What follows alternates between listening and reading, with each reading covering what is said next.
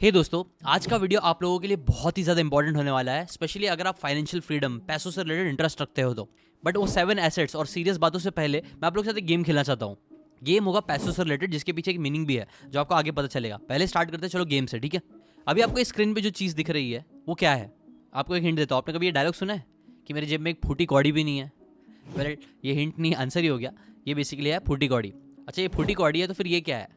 Right, ये है कौड़ी। इसके ऊपर भी आपने डायलॉग सुना होगा ना, 2 कौड़ी का इंसान मुझे सिखाना आया था। अब बताओ ये क्या है? वेल, इसे बोलते हैं दमरी। 10 कौड़ी से बनती थी दमरी। ये क्या है? इसे बोलते हैं पाए। वो 3.14 वाला पाए नहीं। या आपने वो डायलॉग सुना होगा ना, एक एक पाई का हिसाब करूंगा। अच्छा, ये पता है क्या है?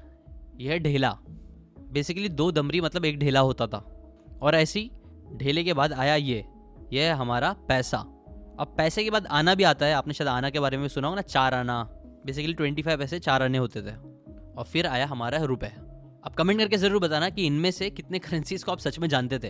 अब देखो, यहाँ पे मैं पूरे करेंसी से रिलेटेड हिस्ट्री क्यों दे रहा हूँ, उसके पीछे एक रीजन है। अभी रिसेंटली मैं अपनी मॉम से बात कर रहा था। मेरी मॉम आए मेरे पास और उन्होंने मुझे बताया कि कैसे जो टमाटर है ना, वो 100 रुपये से भी ज्यादा हो गया है 1 किलो के ना। वो टाइम पे जितना मेरी मॉम को ये चीज़ शॉकिंग लगी, मुझे नहीं लगी थी, बिकॉज मैं इतना शॉपिंग नहीं करता हूँ। बट जब मैंने इस वीडियो के ऊपर काम करना स्टार्ट किया तो मुझे समझ में आया कि हाँ यार, ये चीज़ बहुत बड़ी है, स्पेशली उन लोगों के लिए जो गरीब है। बिकॉज कुछ टाइम पहले तक जो चीज़ 40-50 रुपए किलो मिल रही थी, अब वो 100 रुपए के ऊपर हो गई है। मतलब डबल से भी ज़्यादा हो गई है। अब टमाटर के लिए लोग अलग अलग रीज़न दे देंगे कि यार पैदावार की कमी थी, उनको सही दाम नहीं मिल रहे थे, बारिश की कमी थी। ये सारी चीज़ें सही है, बराबर है। बट इसके साथ एक और चीज़ है जिसके वजह से चीज़ों के दाम बढ़ रहे हैं, और आप सब लोग इस चीज़ पे एग्री भी करोगे। वो है महंगाई। मतलब बेसिकली आप बोल सकते हो इन्फ्लेशन, जिसे इन अदर वर्ड आप ये भी बोल सकते हो कि पैसे की जो, कैश की जो वैल्यू है ना, वो कम होते जा रही है कंपेयर टू दूसरी चीज़ों के। राइट ना, ऐसा एग्जैक्टली होता क्यों है? इसके पीछे का सीक्रेट क्या है? पैसे का ओरिजिन कहाँ से हुआ? अगर आप वो सारी चीज़ें जानना चाहते हो तो मैंने सच बोल रहा हूँ, एक बहुत इंटरेस्टिंग वीडियो बनाया था कुछ साल पहले। वो आज भी one of my favourite videos में से एक है। वो जरूर जाके देखना। उसकी लिंक आई बटन और डिस्क्रिप्शन में मैं दे दूंगा। पैसों का सीक्रेट, मनी से रिलेटेड सीक्रेट का वीडियो है, बहुत इंटरेस्टिंग है।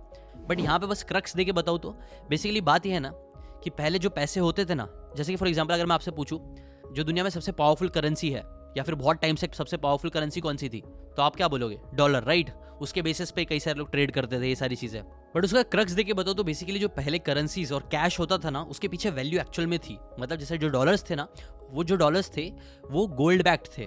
मतलब सिर्फ सिंपल एग्जाम्पल में बता रहा हूँ कि अगर आप अपना डॉलर लेके जाके बैंक में जाते तो बैंक उस डॉलर के बदले आपको गोल्ड देता। एकदम सिंप्लीफाई करके बता रहा हूँ। बट अब ऐसा नहीं है। आजकल जो करेंसीज चल रही है वो फिएट करेंसीज है। फिएट करेंसी बेसिकली क्या है? उसके पीछे कोई सॉलिड चीज़ नहीं है। गवर्नमेंट और बैंक्स का वादा है कि हाँ, ये जो नोट है वो इतने की वैल्यू रखती है, और ये सिर्फ बोल रहे हैं, उसके पीछे कोई और इंट्रिंसिक वैल्यू नहीं है। और ये वन ऑफ द रीजन है जिसके जैसे आप बोलते हैं ना, कैश इज किंग बोला जाता है। बट वो कैश आजकल इतना किंग नहीं बच पा रहा है, और इतने सारे इकोनॉमिक क्राइसिस भी आ रहे हैं, जहाँ पे कई बार ऐसा होता है कि कुछ कंट्रीज नोट पे नोट छापे जाती है, जिसके जैसे इन्फ्लेशन बढ़ता जाता है और बाकी चीज़ों की वैल्यू बहुत ज़्यादा बढ़ने लग जाती है। वेनेजुएला इसका बहुत इंटरेस्टिंग एग्जाम्पल है। बट खैर, इसके ऊपर डिटेल में नहीं जाएंगे। मोटा मोटा आपको समझ में आ गया होगा कि कैश की वैल्यू क्यों कम होते जा रही है। तो अब कैश की वैल्यू कम हो रही है, इसे एक और तरीके से समझ सकते हैं। जैसे फॉर एग्जाम्पल अगर समझो आपके बैंक में 10,000 रुपये है, ठीक है। और आप सोचो आपने वो 10,000 के पैसे ऐसे ही कैश रखे हुए हैं बैंक में, और हर साल क्या होगा कि एक जन आएगा और वो 10,000 में से 500 रुपये निकाल लेगा। तो आपको कैसा लगेगा? आपको खराब लगेगा, राइट, क्योंकि आपके पैसे कम हो रहे हैं। वेल, यही चीज़ हो रही है इन्फ्लेशन की वजह से। आपके पैसे की वैल्यू कम होते जा रही है। सो इससे लड़ने के लिए क्या कर सकते हैं? वेल, इससे लड़ने के लिए आप दूसरे एसेट्स पे फोकस करो और अलग अलग टाइप के एसेट्स बनाओ। 7 स्पेसिफिकली मैं अलग अलग बुक्स की हेल्प से आपको 7 एसेट्स बताने वाला हूँ, जिनमें से कई सारे एसेट्स पर्सनली मेरे पास भी है, और जो एसेट्स सच में आपको बहुत ज़्यादा लाइफ में आगे बढ़ने में हेल्प करेंगे। अब देखो, मैं जो 7 एसेट्स आपको बताने वाला हूँ, कहीं ना कहीं उन्हें खरीदने के लिए पहले तो आपको कैश की ज़रूरत पड़ेगी। ये बात एकदम सच है। लेकिन अगर आपके पास कैश नहीं है, आपके पास पैसे ही नहीं है, और आपको फिर भी एसेट्स बनाना है, तो उससे रिलेटेड भी मैंने एक सोल्यूशन वीडियो के एंड में दिया है, इसलिए वीडियो का एंड तक जरूर देखना।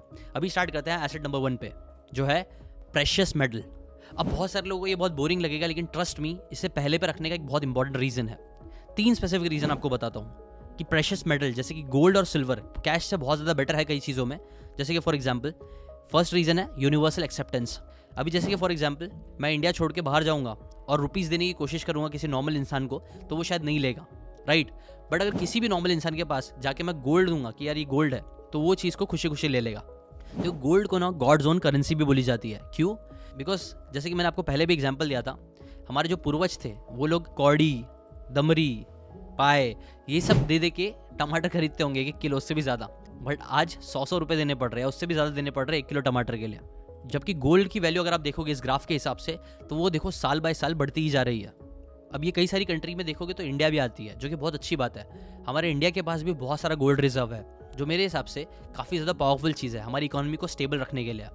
कि गोल्ड ना ही इन्फ्लेशन को बीट करता है बल्कि वो बहुत ज़्यादा अच्छे रिटर्न्स भी देता है और वो हमेशा बढ़ती रहेगी। 100 साल पहले भी गोल्ड यूज़ होता था, 1000 साल पहले भी गोल्ड यूज़ होता था और 100 साल बाद भी गोल्ड यूज़ होगा ही होगा। क्यों? क्योंकि सेकंड रीज़न ये है कि उसके अंदर यूटिलिटी भी है। फियाट करेंसी सिर्फ लेन देन के लिए अच्छी है, बट आप उसे खा नहीं सकते हो या उसका कुछ और प्रैक्टिकल यूजेस नहीं ला सकते हो अनलेस आप पाब्लो एस्कोबार हो। बट गोल्ड, सिल्वर, ये सब प्रेशियस मेटल ऐसी चीज़ें हैं जिनका बहुत सारा यूज़ होता है, लाइक ज्वेलरीज बनाने के लिए, अलग अलग डिवाइसेस बनाने के लिए, इलेक्ट्रॉनिक्स बनाने के लिए, और भी कई जगह पे इनकी यूज़ होती है। मतलब यूटिलिटी है apart from having intrinsic value. Plus third reason ये है ना, कई सारी गवर्नमेंट है ना गोल्ड को एज अ हेज यूज़ करती है जियोपॉलिटिकल रिस्क से बचने के लिए। कई सारी बड़ी बड़ी स्मार्ट कंट्रीज जो है ना, वो लोग आप नोटिस करना, वो लोग बहुत सारा गोल्ड इंपोर्ट कर रहे हैं, गोल्ड रिजर्व्स अपने बढ़ा रहे हैं। क्यों? क्योंकि उनको भी समझ में आ गया कि ये जो करेंसीज की वैल्यू है ना, वो आजकल बहुत ज़्यादा वॉलेटाइल होती जा रही है। कोई भी एक छोटी भी प्रॉब्लम आ गई तो उससे बहुत ज़्यादा करेंसी के रेट पे इफेक्ट पड़ता है, जबकि गोल्ड ऐसा नहीं है। गोल्ड बहुत ही सॉलिड तरीके से अपनी वैल्यू बनाए रखता है और ये चीज़ वो हज़ारों सालों से करते आ रहा है। इसलिए माइक मेलोनी करके एक ऑथर है ना, वो भी गोल्ड एंड सिल्वर को बहुत ही ज़्यादा इंपॉर्टेंस देते हैं वेल्थ क्रिएशन के लिए। इनफैक्ट आपको पता है डॉलर भी इतना ज़्यादा वैल्यूबल क्यों बना?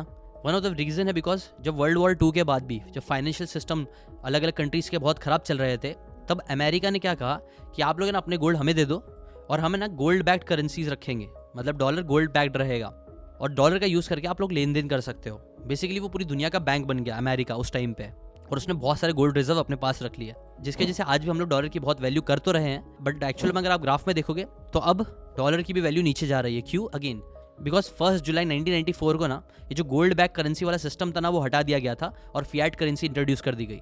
मतलब अब आप अपने डॉलर्स दे के वापस गोल्ड नहीं ले सकते हो, और ये चीज़ की वजह से ना बहुत सारी इकोनॉमिक प्रॉब्लम्स आना स्टार्ट हुई।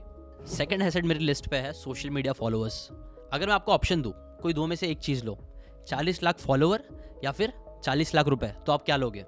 फिर आपका आंसर क्या है कमेंट करके ज़रूर बताना, लेकिन मैं पर्सनली 40 लाख फॉलोअर्स लूँगा। क्यों? क्योंकि ये मेरा पर्सनल एक्सपीरियंस है। आज अगर आप देखोगे तो सीकेन पे अराउंड 40 लाख फॉलोअर्स है, और उस 40 लाख फॉलोअर्स से उनकी लाइफ में वैल्यू एडेड करके उनके प्यार की वजह से आज मैंने 40 लाख से डबल ट्रिपल चौपल से भी ज़्यादा पैसे कमाए हैं, वो भी सिर्फ यूट्यूब एडसेंस से, जिसे चिल्ड्रन मनी भी बोला जाता है, बिकॉज ये तो सिर्फ एक सोर्स ऑफ रेवेन्यू है।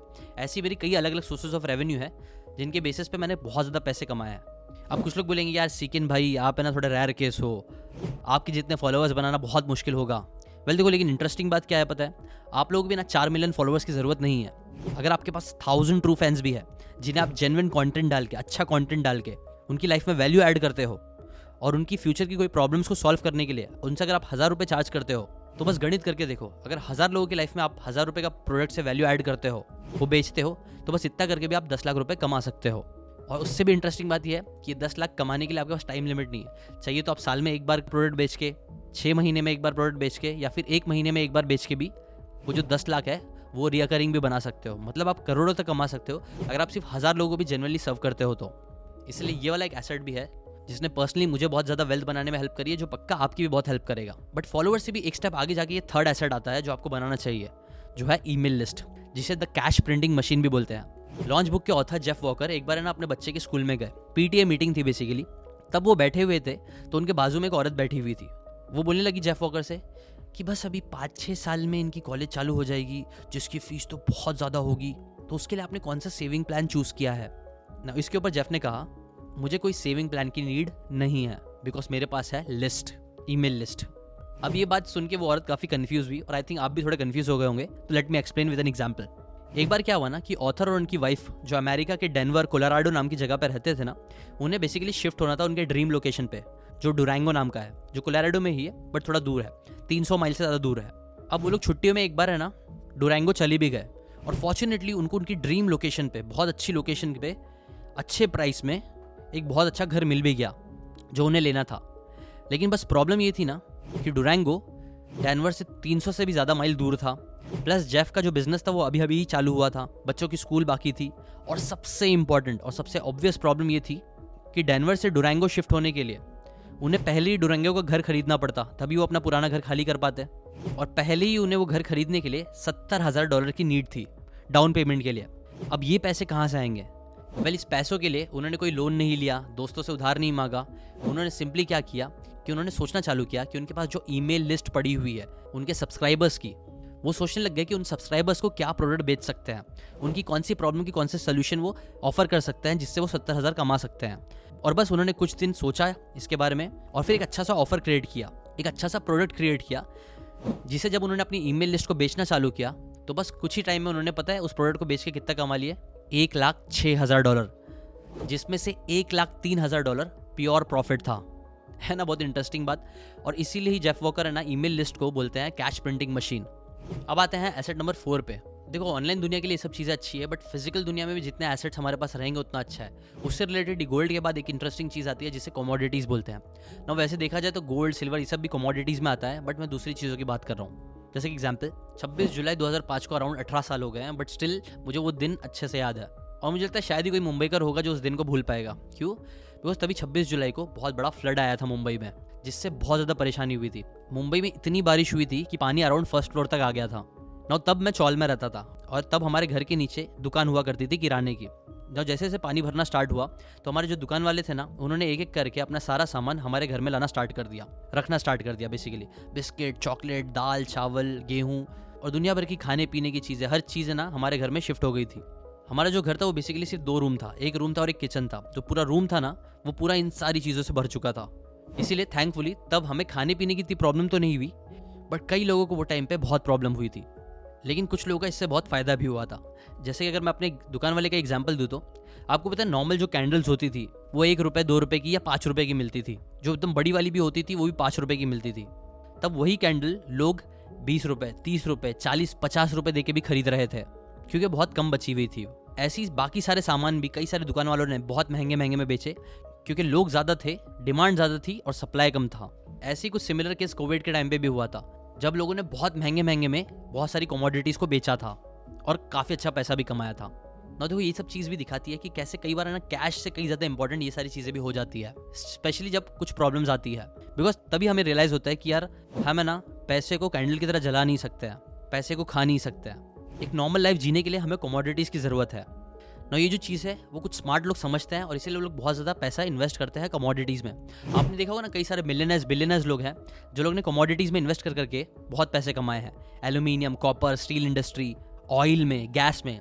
इनफैक्ट आपको पता ही होगा अमेरिका के वन ऑफ द रिचेस्ट इंसान जॉन डी रॉकफेलर जो थे, उन्होंने भी पूरा ऑयल में इन्वेस्ट करके, ऑयल में बिजनेस कर करके बहुत पैसे कमाया, बेसिकली कमोडिटी में ना। इससे रिलेटेड ही आता है सेट जो थोड़ा शॉकिंग भी लगेगा, वो है limited edition watch, shoes, books.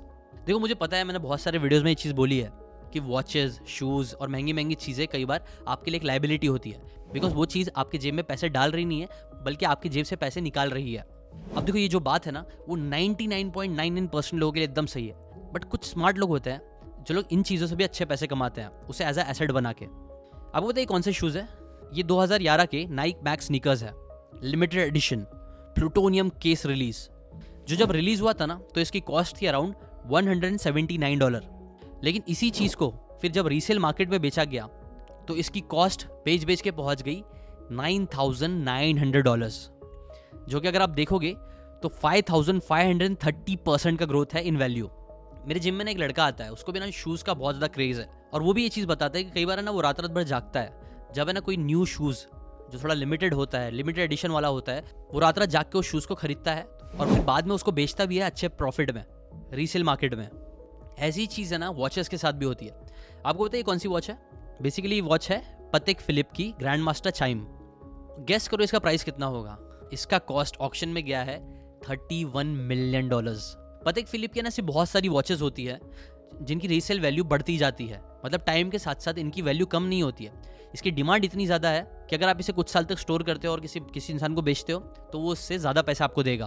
और यही चीज़ और भी दूसरे एसेट्स के लिए हो सकती है, जैसे कि बुक्स। कमेंट करके बताओ कि और भी ऐसी कौन सी चीज़ है जिसे रीसेल करके लोग ज़्यादा पैसे कमाते हैं। मैं एक बताऊँ, जो है ऑब्वियसली हमारा रियल एस्टेट। अभी कुछ टाइम पहले ही हमें अपने ऑफिस को एक्सपांड करना था, हमारे टीम मेंबर्स बढ़ रहे थे तो ज़्यादा जगह चाहिए थी, इसलिए मैं अलग अलग स्पेस देखने लग गया जहाँ पे हम ऑफिस बना सकते हैं। अब इंटरेस्टिंग बात यह है कि मैंने ऐसा अंदर की बात पता चली थी कि कई सारे यूट्यूबर्स जो है ना वो लोग रेसिडेंशियल एरिया में घर ले रहे थे और ऑफिसेस के बजाय वो लोग रेसिडेंशियल एरिया में बेसिकली अपना ऑफिस बना रहे थे, जो उनको सस्ता पड़ रहा था। तो मैंने सोचा चलो मैं भी वही करता हूँ। तो मैंने हमारे ऑफिस के पास में ही एक अपार्टमेंट था, बिल्डिंग थी, वहाँ पे हमने घर देखना स्टार्ट किया, जिसमें मुझे एक घर अच्छा लगा था हमें।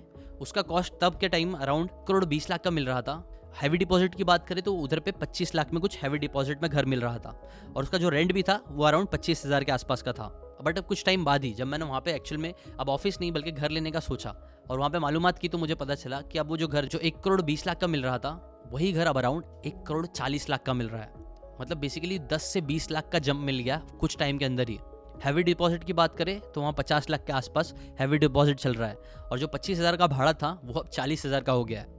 और ये सब मैं सच बोल रहा हूँ, कुछ ज़्यादा टाइम नहीं हुआ है, हार्डली साल हुआ होगा ना। ये मैं क्यों बता रहा हूँ, अगेन मैं देखो बता रहा हूँ कि कई सारे लोग आपको बोलेंगे कि हाँ रियल एस्टेट इतना पावरफुल नहीं है, ये नहीं है, वो नहीं है। बट ट्रस्ट मी, मेरा पर्सनल ओपिनियन तो ये है कि रियल एस्टेट में काफ़ी वैल्यू है। कई सारे दुनिया के समझदार लोग हैं ना, काफ़ी सारे रियल एस्टेट में इन्वेस्ट करते हैं और उससे वो लोग मिलियनेयर्स भी बनते हैं। क्यों? क्योंकि उनको मालूम है कि ये एसेट जो है ना, उसकी नीड हमेशा लोगों को रहेगी ही रहेगी। हर इंसान को एक अच्छा घर चाहिए रहने के लिए, इसलिए जब तक इंसान है तब तक घरों की डिमांड भी रहेगी ही रहेगी। इनफैक्ट आपको पता है कई सारे जो स्मार्ट लोग भी होते हैं, इन्वेस्टर्स लोग, वो लोग कैश में पैसा नहीं रखते हैं, वो लोग रियल एस्टेट में पैसा रखते हैं। आपने सुना होगा कई सारे पॉलिटिशियंस और बड़े बड़े बिजनेस ओनर्स, वो लोग कैश में पैसा नहीं रखते, रियल एस्टेट में रखते हैं, बिकॉज उससे उनको रेंट भी आता है प्लस उसकी वैल्यू बढ़ती भी रहती है, अनलाइक कैश जिसकी वैल्यू डिप्रिशिएट होती जा रही है। एक और एसेट जो कैश से बेटर है वो है ऑब्वियसली हमारा स्टॉक मार्केट, जिसका अभी तो काफ़ी ज़्यादा नाम हो गया है, और होगा क्यों नहीं। ये ग्राफ देखो, ये इंडियन रुपीज़ का ग्राफ है जो यूएस डॉलर के हिसाब से देखो गिरता ही जा रहा है। और again on the other hand अगर हम लोग निफ्टी 50 का ग्राफ देखें तो देखो ये 2010 से लेके 2020 तक इसका ग्राफ देखो कितना ऊपर जाते ही जा रहा है। अगर स्टॉक में अगर आप कोई अच्छी कंपनी में रिसर्च करके, जिसके बारे में आपको डिटेल में पता है, जिस पे आपको भरोसा है, उसमें इन्वेस्ट करते हो तो उससे बहुत पैसे कमाए जा सकते हैं। सही बात है, कई सालों पहले लोगों ने एमआरएफ के शेयर्स खरीद लिए थे, रखे हुए थे, और वही शेयर की वैल्यू आज करोड़ों की हो गई है और वो लोग करोड़पति बन गया। अब ये सब चीज़ देखो सुनने में तो अच्छी लगती है, बट प्रॉब्लम ये है कि अच्छी कंपनी में इन्वेस्ट करना और ये चीज़ समझ पाना कि कौन सी कंपनी बहुत ज़्यादा रिटर्न देगी आने वाले टाइम में, ये मुश्किल होता है। तो इस प्रॉब्लम से लड़ने के लिए जो बेस्ट सोल्यूशन मैंने देखा है कई सारी बुक्स पढ़ के, जैसे कि अनशेकेबल बाय टोनी रॉबिन्स, और ये जो बुक आपको दिख रही है common sense of the little book of common sense investing, और भी कई सारी बुक्स है जो बताती है कि ऐसे जो इंडेक्स फंड्स है वो one of the best bats होता है। बिकॉज स्टॉक मार्केट में यूजुअली सबसे बड़ा डर क्या होता है कि यार यहाँ पे पैसे डालेंगे तो पैसे डूब जाएंगे, बट ये जो रिस्क है पैसे डूबने का रिस्क, उसको अगर आपको मिनिमम से मिनिमम रखना है ना, तो बेस्ट है कि आप इंडेक्स फंड्स में लगा दो पैसे, जो मैं खुद भी करता हूँ। बिकॉज हाँ, अगर हम सिर्फ एक स्टॉक की बात करें, एक कंपनी की बात करें, तो वो कंपनी की वैल्यू ऊपर नीचे हो सकती है, कंपनी डूब सकती है। लेकिन जब हम निफ्टी 50 या ऐसे इंडेक्स फंड्स में इन्वेस्ट करते हैं तो बेसिकली हम लोग कहीं ना कहीं देश के फ्यूचर में इन्वेस्ट कर रहे हैं, क्योंकि कोई ना कोई कंपनी तो निफ्टी 50 में हमेशा रहेगी जो अच्छा परफॉर्म करती रहेगी, जिसके हिसाब से हमारा जो पैसे है, जो हमारे इन्वेस्टमेंट अमाउंट है, वो भी रिटर्न्स बढ़ते ही रहेंगे टाइम एंड अगेन। प्लस जो इंडेक्स फंड्स होते हैं उन पर ज़्यादा चार्जेस भी नहीं होते उसे मेंटेन करने के लिए, इसीलिए over the period of time compounding होकर इससे काफ़ी अच्छे रिटर्न्स मिल सकते हैं। तो ये भी एक चीज़ है जो मैं भी पर्सनली करता हूँ और आपको भी करना चाहिए। बस यही थे वो 7 एसेट्स जो कई बार कैश से काफ़ी ज़्यादा बेटर परफॉर्म करते हैं। आपके हिसाब से कौन सा एसेट है जो कैश से बेटर है, कमेंट करके ज़रूर बताना। और अगर सबसे इंपॉर्टेंट बात, ये सारी चीज़ें खरीदने के लिए भी लोगों को सबसे पहले तो कैश की ज़रूरत पड़ती है, और अगर आपके पास कैश ही नहीं है तो आप कौन से एसेट्स में इन्वेस्ट कर सकते हो, कौन से ऐसे फ्री एसेट्स है जिनकी हेल्प से बिना पैसे के आप पैसे बना सकते हो। वेल, उसके ऊपर मैंने एक बहुत इंटरेस्टिंग बहुत अच्छा वीडियो बना के डाला है, आप लोगों को जरूर देखना, 21 assets that will make you rich. ये वाला वीडियो है, उसकी लिंक आई बटन डिस्क्रिप्शन में है, वो वाला वीडियो आप जरूर देखना। अभी के लिए इतना ही। अगर आप चाहते हो कि मैं एसेट से रिलेटेड और वीडियोस बनाऊं तो भी कमेंट करके जरूर बताना, ठीक है। अगर आपको वीडियो पसंद आया तो लाइक करके अपना सपोर्ट जरूर दिखाना, शेयर कर देना इस वीडियो को अपने फ्रेंड्स एंड फैमिली मेंबर्स के साथ, ताकि वो भी इन एसेट्स पे फोकस कर सके। और जैसे कि मैंने आपको बताया था 6 साल पहले मैंने ना सीक्रेट ऑफ मनी करके एक बहुत ही इंटरेस्टिंग वीडियो बनाया था, पूरा वो डॉक्यूमेंट्री जैसा है, आप उसको जरूर जाके देखना, बहुत पावरफुल वीडियो है, जो उसकी लिंक मैं याद दिला दूँ आई बटन और डिस्क्रिप्शन में है, वो वाला वीडियो जाके जरूर देखो और मुझे बताना कैसा लगा वो वीडियो, ठीक है। अभी के लिए इतना ही, मिलते हैं उस वीडियो में, बाय बाय।